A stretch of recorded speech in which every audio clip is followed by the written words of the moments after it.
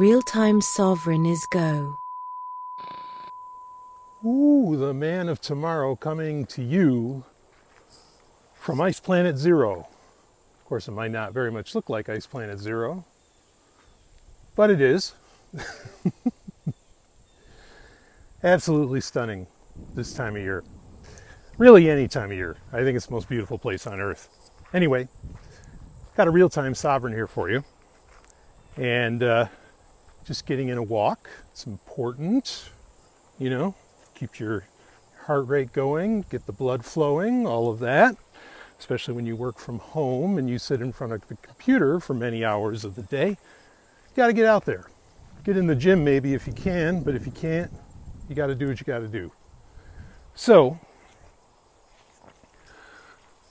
I want to talk about, I just had a video come out that actually was,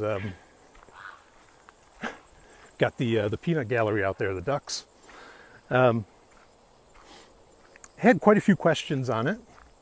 It had to do with primitive Christianity and my theory, though it's not just mine, my theory that such a thing never existed. Actually, frankly, most scholars, religious or even I shouldn't say religious, but most non-religious scholars, though there are plenty of religious ones as well, accept this idea that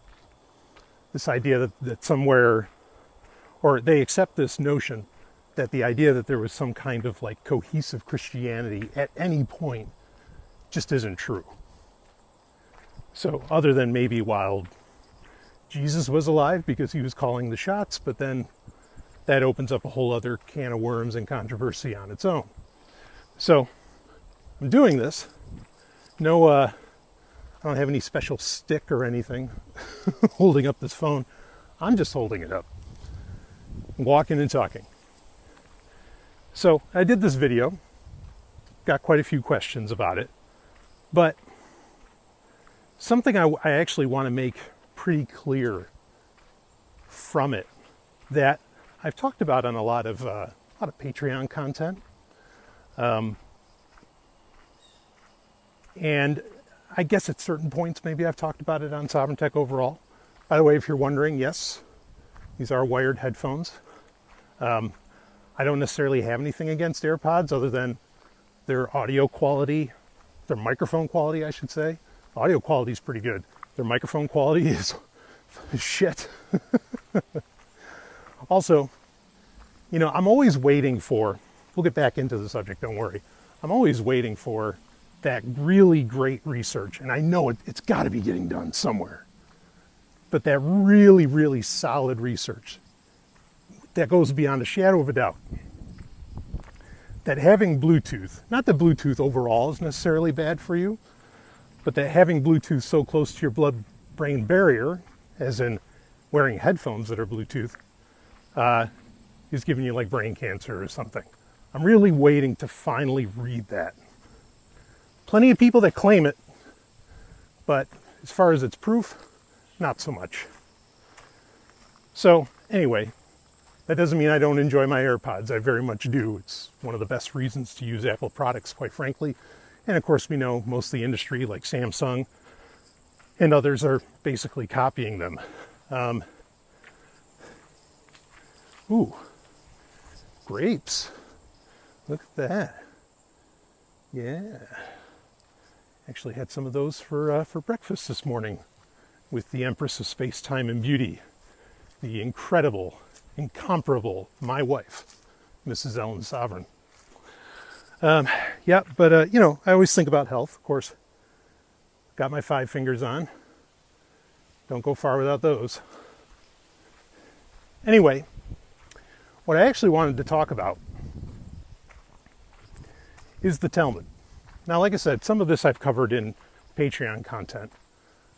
Link is in the show notes, whether you're catching this on YouTube or on Apple Podcasts or on Spotify or on Pocket Casts or whatever podcast app you listen to. In the show notes, there's a link for the Patreon if you want to hear that content. Because a lot of it is stuff that really should remain behind a paywall for the sake of the patrons, not me. I'll say anything, anywhere, anytime, without fear. But anyway, so if you want to check that stuff out, you can. There's years and years of content that'll never see the light of day elsewhere.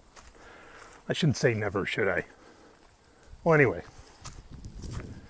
So I want to just briefly touch on the Talmud, because that was a subject that came up over and over again in that primitive Christianity video that I did, that I think a lot of people have a dramatic misunderstanding around. And I don't mean they have a dramatic misunderstanding in the sense that, oh, they think that it's like an anti-Christian text, or that they think it talks about like boiling Jesus in a pot or something like that. I don't mean that. I mean, I don't think people understand the very composition, the nature of the Talmud. You know, I'm reminded when I was growing up, it was actually a pretty amazing thing. Actually, I shouldn't say when I was growing up, because at the time, I was almost 30. So even though when you live in a world today, you know, with all of the dramatic technological changes that occur on any given day, basically, if you're a millennial, like, yes, you do feel like you're still constantly learning, like you're constantly going through this process of growing up, right? Because everything changes underneath your feet every day. You know, it's not that it's ever been a stable world, but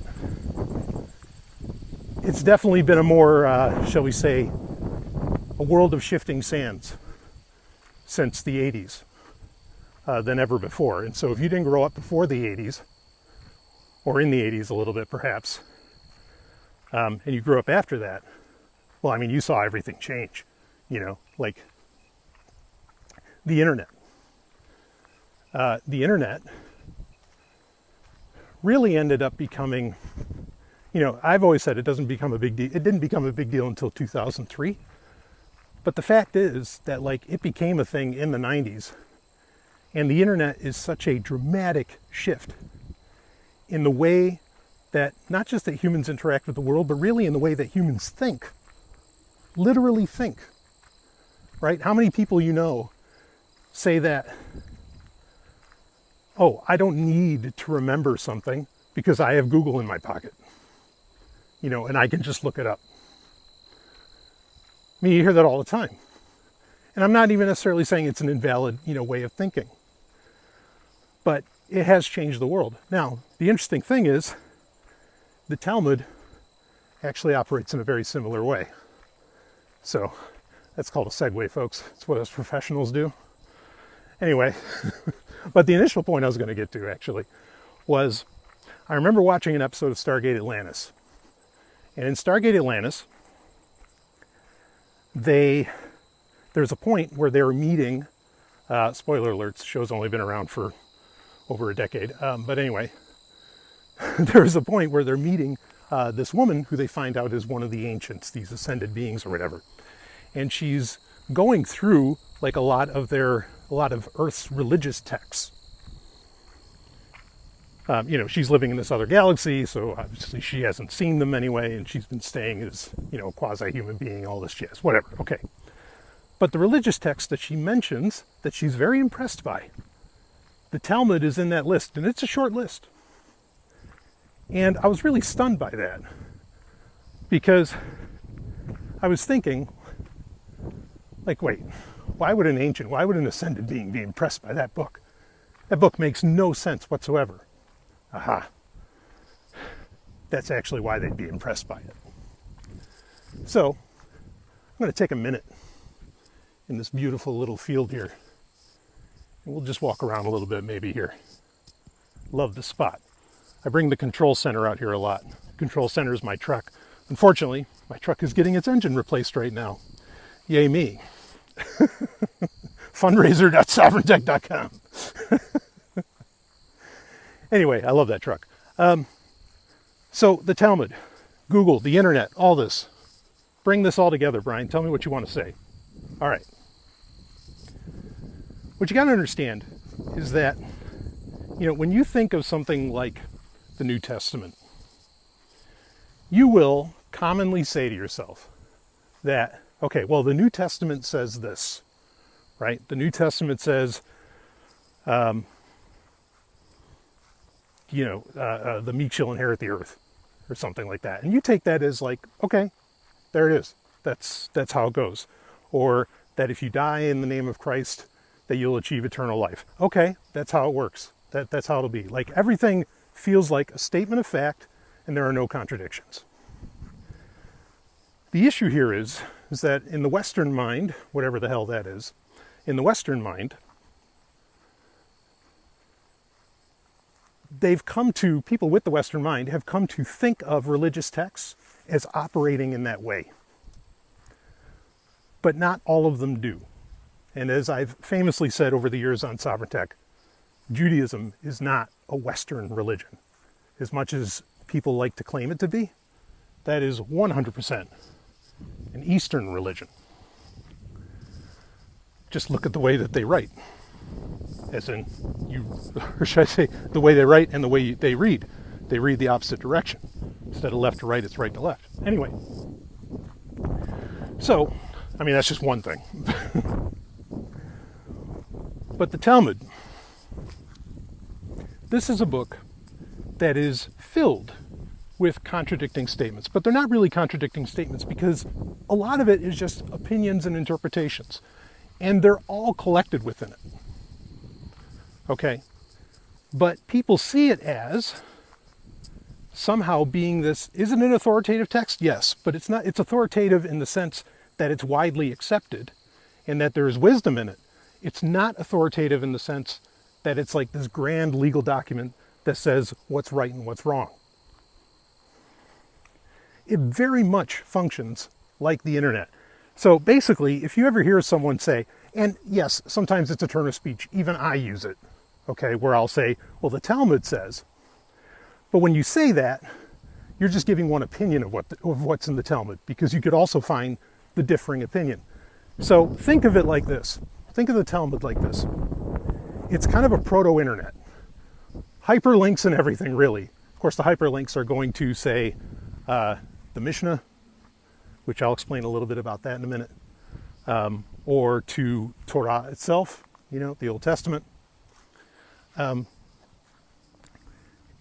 It's hyperlinking, I guess, in that way, and within its own opinions, okay? But also, because it's something that was written, depending upon which Talmud we're talking about, because there's actually two, it was actually written over hundreds of years, which that's another, really powerful aspect of it, because it's not telling necessarily a chronological story, like, say, people think the Bible does, even though it doesn't. But it's written over hundreds of years, it's compiled over hundreds of years. And really saying the word compiled is actually a better way of even describing how it gets put together. It's not necessarily written, more that it's compiled. But think of it as a proto-internet, in the sense that if you said to somebody, well, the internet says that cooking a baby goat in milk is a bad idea. That person will rightfully say to you, who you say that to, will respond with, yeah, but the internet, I also found a story where it actually says the exact opposite. And you would find the exact opposite, wouldn't you? Of course you would. And that's the thing, is the Talmud operates in the same way. That, sure, it gives, opinions, insights, perhaps what could be considered more accurate interpretations than others, and so on. It does all of that. But it's not authoritative in that you can walk away from the Talmud with, okay, this is how I should live, blah, blah, blah, exactly this way, like people think, say the Bible or the New Testament does. And that's really, really key to understand, is that's not how the Talmud works. But I'm actually going to take this to another level. And that other level is that what the Talmud says ultimately doesn't really matter. Now, I'm Jewish. I could get a lot of heat for this, but I've already had plenty of my own family call me Iparkos, which is pretty much calling me a heretic. And that's fine, okay? But I'll go a step further, and I know I'm also not the only Jew to ever say this sort of thing, religious or otherwise. And that is, it's not about what the Talmud says. It's about how it says it. It's about how it compiles the information. It's about the way that the book itself thinks. And this is a truly remarkable thing. Consider how, like I said earlier, people's minds have changed completely in the way that they operate and store information. Like not remembering phone numbers even, all these kinds of things. Ever since, computers and the information age, and the internet came to be a thing. Consider that. The Talmud very much did the same thing for the people that read it.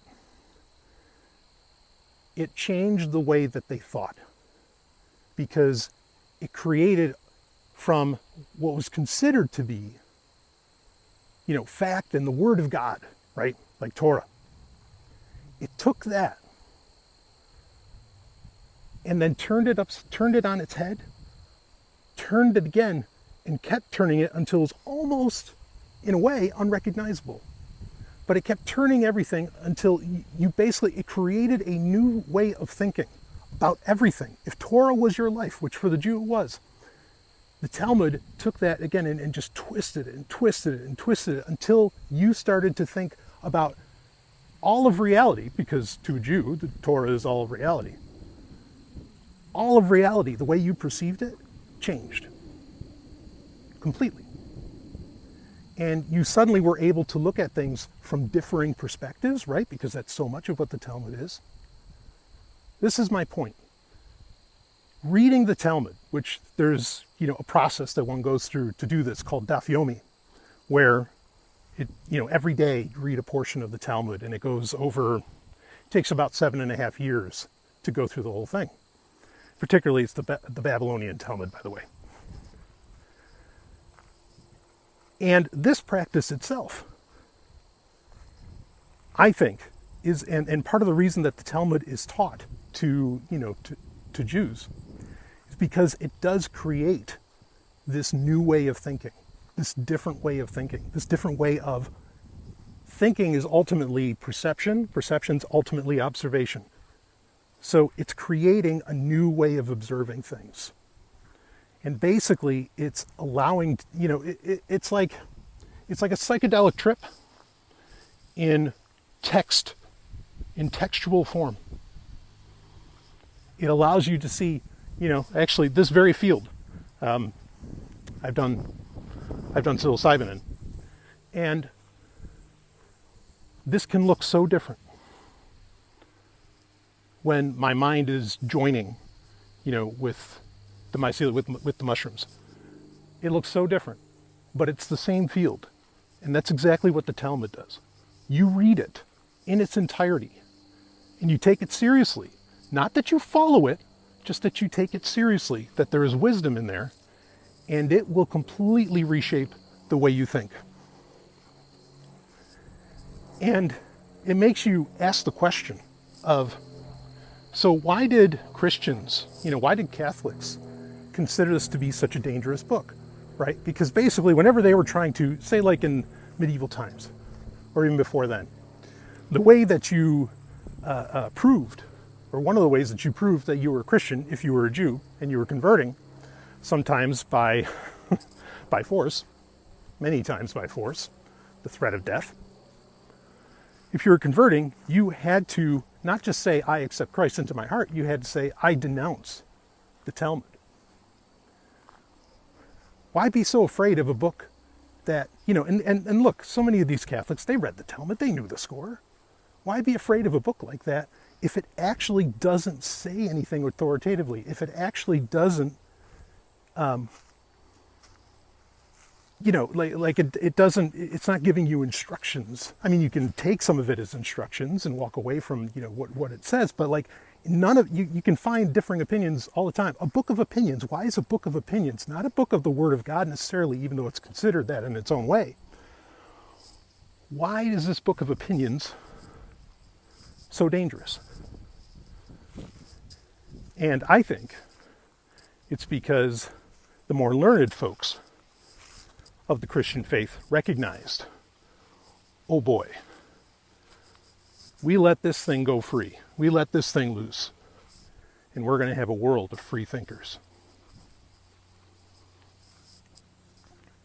Now, to be 100% clear, Rabbinic Judaism, many times over, has been just as doctrinal and authoritarian, and I mean that in the negative sense, as just about any Christian denomination has ever been. I want to be really, really clear on that. So it's not like the Talmud is some kind of cure-all. But for those that grok it, those that see it for what it is, they go on quite a ride. And for those that recognize that, you know, you could say, well, where are these people through history who recognize the Talmud for what it is? Well, they're the mystics. They're the ones who went so far above and beyond, you know, the Kabbalists and so on. Oh, I mean, all of this, I was going to try and keep this under 20 minutes, but all of this is to say, understanding the Talmud.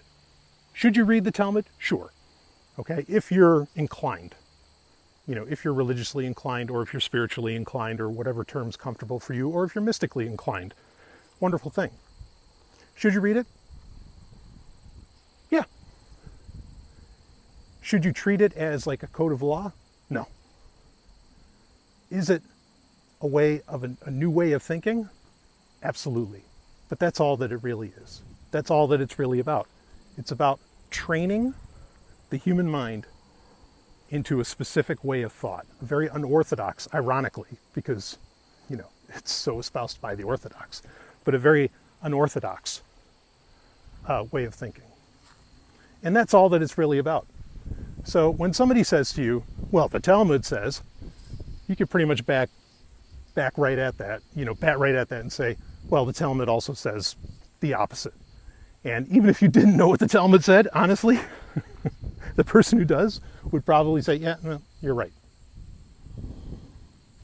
So I just want to be clear on that, you know, because whenever I talk about these subjects, you know, around religion, around Christianity, Judaism, and all of it, I want to be abundantly clear. Like when I am saying, well, the Talmud says, I am not treating that as this like code and rule authoritative text.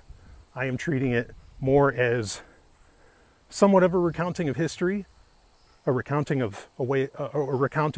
thoughts and opinions of an ancient people, but ultimately, it's a way of thinking. And that's all I have for right now. So I'm going to go back to trying to enjoy this absolutely stunning day on Ice Planet Zero. You can get your comments in on YouTube or on Spotify. Tell me where you disagree. Say, absolutely not. That is not how the Talmud operates. The Talmud is this, this, this, this, this. And I want to hear it. I read them all. So you get that to me. I'm going to wrap this one up, and I'll see all of you on the other side.